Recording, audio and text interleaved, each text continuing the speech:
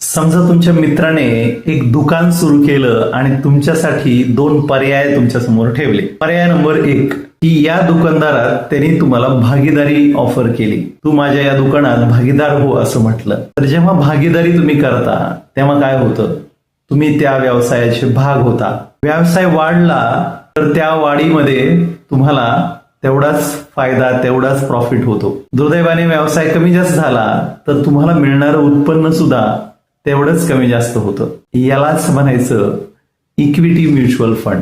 Equity mutual फंडामध्ये आपण गुंतवलेले पैसे हे देशातल्या चांगल्या कंपन्यांच्या शेअर्समध्ये गुंतवले जातात आणि मग जशी त्याचे भाव वाढले जातात तसा तुम्हाला तेवढा त्याच्या प्रमाणामध्ये त्या ठिकाणी फायदा होतो. आणि जर कमी जास्त झाला भाव तर तुमचं तुम्हाला त्या ठिकाणी तुमच्या गुंतवलेल्या पैशात कमी जास्तपणा पण दिसायला लागतो. पण तो तात्कालिक असतो. कुठल्या तरी गोष्टीमुळे तात्कालिक काही कारण घडलं तर भाव कमी झाले की तुमचं त्या ठिकाणी मिळणारं त्यातलं उत्पन्न कमी होतं. राईट. आता दुसरा पर्याय काय आहे?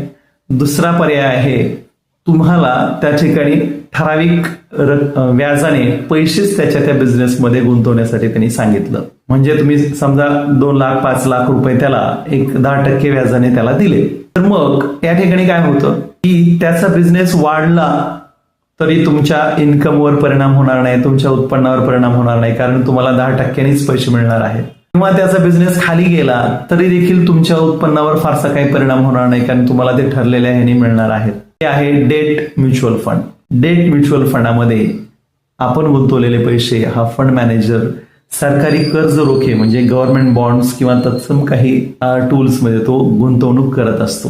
मग याच्यामध्ये बिझनेस वाढला तर तुम्हाला त्याचा काही जास्तीचा फरक पडत नाही आणि बिझनेस कमी झाला तरी त्याचा काही फरक पडत नाही, कारण की इथं स्थिरता महत्वाची आहे. म्हणजे तुम्हाला जर ग्रोथ पाहिजे आहे, तुमच्या पैशाला वाढ मिळावी असं वाटत असेल तर इक्विटी म्युच्युअल फंडामध्ये पैसे गुंतवायला लागतील.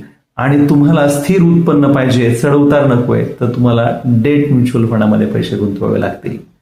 जसं जेवताना फक्त तिखट किंवा फक्त गोड असेच डिश असून चालत नाही, तर या दोन्हीचं तिन्हीचं किंवा आणखी काही गोष्टीचं त्या ठिकाणी एक योग्य असं संतुलन असायला पाहिजे.